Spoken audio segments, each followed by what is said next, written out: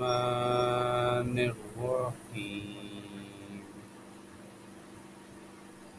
آج ہم سورۃ الفلق کا مفہوم، فضائل اور عمل سیکھیں گے انشاءاللہ۔ قل اعوذ برب الفلق، تم فرماؤ کہ میں صبح یا مخلوقات کے رب کی پناہ مانگتا ہوں۔ من شر ما خلق، ہر اس چیز کے شر سے جو اللہ نے پیدا کی۔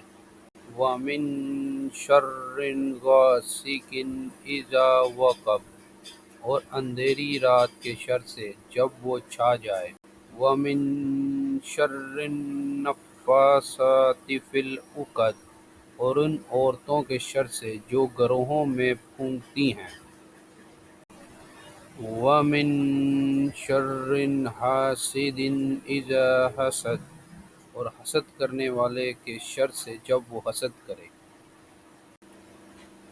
آیت با آیت تفسیر۔ رب الفلق، فلق کے معنی صبح یا مخلوقات، دونوں میں اللہ کی طاقت اور حفاظت کا مفہوم شامل ہے۔ شر ما خلق، ہر جاندار یا بے جان چیز سے ہونے والے نقصان کی پناہ، یعنی شیطان، حسد، بیماری سمیت ہر طرح سے حفاظت۔ شر غاسق اذا وقب، رات کا اندھیرا، خاص طور پر وہ وقت جب چاند غائب ہو، جادو یا خوفناک حالات ابھرتے ہیں، اس سے بچاؤ۔ شر النفاثات، جادوگر عورتیں جو گروہوں میں پھونکتی ہیں۔ پیش اسلام جادو کا شائع طریقہ، اس سے اللہ تعالیٰ نہ۔ شر حسد، حسد کرنے والے کی برائی سے پناہ، نفسیاتی اور روایتی طور پر بہت نقصان دہ۔ فضائل و سنت۔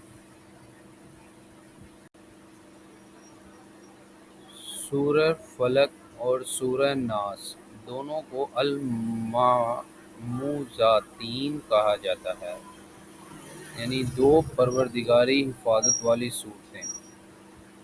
حدیث سے ہے، حضرت عائشہ فرماتی ہیں کہ نبی صلی اللہ علیہ وسلم نے سونے سے پہلے ان صورتوں کی تلاوت کر کے ہاتھ پھیرا کرتی تھیں۔ سورہ فلق کو رات کے جادو، حسد، بیماری سے بچاؤ کے لیے خاص طور پر مؤثر سمجھا گیا ہے۔ سورہ فلق سے عملی رہنمائی۔ صبح کے وقت، شام کو اور سونے سے پہلے تلاوت کی ترغیب دیں۔ روحانی حصار کے طور پر یہ عمل بہترین ہے۔ یہ سورت اللہ سے مانگتی ہے کہ وہ ہمیں ہر بری چیز سے بچائے، چھوٹے خوف، بزرگ بیماری، حسد، چڑچڑاپن، سب سے۔ اسے سورہ ناس کے ساتھ ملایا جائے تاکہ پورا روحانی تحفظ ہو۔